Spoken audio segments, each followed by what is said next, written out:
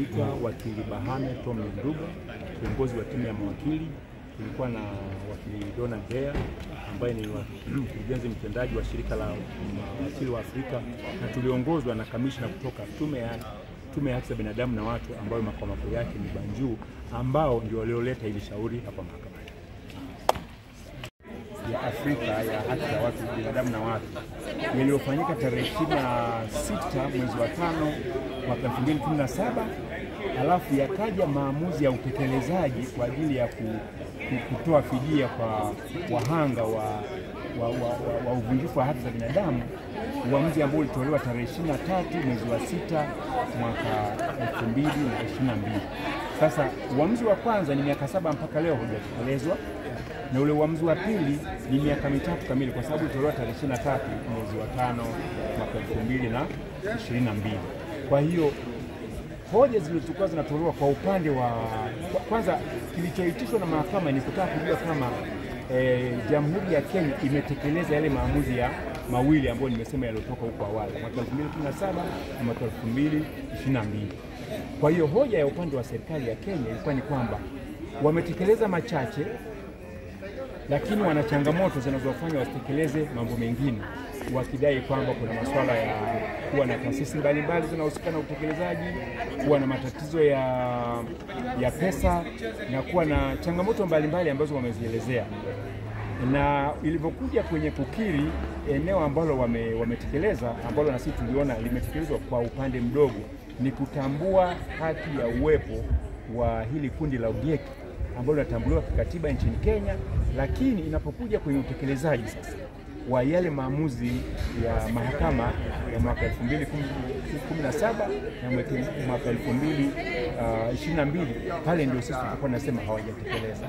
Kimsingi hawajatekeleza. Kwa hiyo baadaye ukaona kwamba wanajaribu kueleza ni hatua gani zitachukuliwa ili kuonyesha nia yao njema ya utekelezaji, lakini tulionyesha kwamba vile kwamba hao watu wa Ogiek wamekuwa wanaondolewa kwa maeneo yao.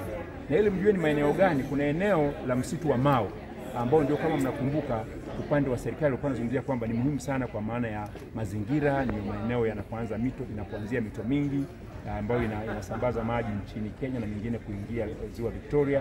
Kwa hiyo wakawa nasema ni eneo ambalo lazima lilindwe. Lakini kwenye hilo sisi tunasema, na ilitamkwa kwenye uamuzi wa mwaka 2017 kwamba Ogiek ni watunzaji wazuri wa mazingira, sio wao walioharibu mazingira ya Mau. Walioharibu mazingira ya Mau ni watu ambao kwa kipindi kirefu wameruhusiwa na serikali kuingia kwenye eneo la Mau, hususan kulima mashamba ya chai. Na sasa hili kuna maamuzi ambayo yalitoka kwamba katika utekelezaji wa uamuzi wa mwaka 2022 wale watu waondolewe au waingie mkataba maalum, kwa sababu hili eneo ni eneo la asili. Na ningependa mkumbuke, na hili mlifahamu vizuri, ziko jamii ambazo unapoziondoa kwenye maeneo ambayo walizaliwa na kuishi miaka mingi na wana utamaduni wao wa kuishi maeneo yale, unapowaondoa pale unabadilisha mila na desturi zao.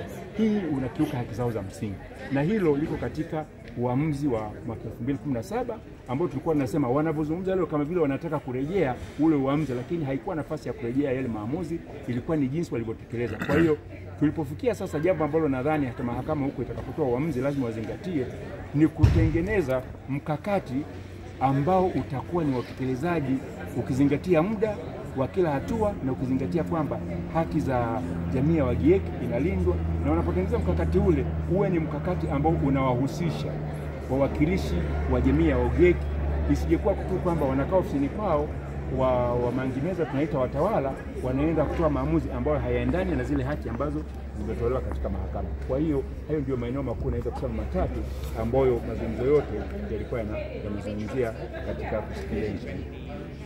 Tulivyokuwa tunazungumza mchana huu, pande zote mbili tumeonyesha na mahakama inakubali kwamba uamuzi huu sio rahisi kuifikia, hasa kulingana na maswali walioulizwa. Kwa mfano, swali tuliloulizwa ni kwamba je, ardhi ile au msitu ule umeathirika kwa kiasi gani, ni jamii ngapi ziko kule, na kama wakiondolewa wataathirika vipi? Sasa hilo hatuwezi kulijibu kwa haraka kwa sababu lazima turudi, na ndio sababu tuna mkurugenzi mtendaji wa ile shirika linalowakilisha Ogiek, waende wakae wafanye utafiti kwa kuonyesha awali eneo lilikuwaje, limeathirika vipi na ni wapi ambao wameingizwa bila kuwa na haki ya kurudi kwenye msitu, kwa sababu wenye haki ya kumiliki na kutunza ule msitu ni ODF. Kwa hiyo haya yote yatakuja baada ya sisi kupewa haki ya kupeleka maandishi mengine ya kitaalamu yanayoeleza haya masuala. Kwa hiyo siwezi kusema uamuzi utachukua lini, kwa sababu kawaida mahakama lazima ipate muda wa kuyajadili, na mahakama ujue inakaa kwa muda usiopita wiki 3 kwa kila baada ya miezi 3. Kwa maana hiyo tukiwa kama tuko mwezi wa 5, tunategemea tena wakaa labda mwezi wa 8 au wa 9, ambao utakuwa ndio muda wataanza kufikiria haya tuliyozungumza leo. Kwa hiyo tuangalie tena hapo mbele baadaye, lakini nadhani kwa uzito wa hili swala haitachukua muda.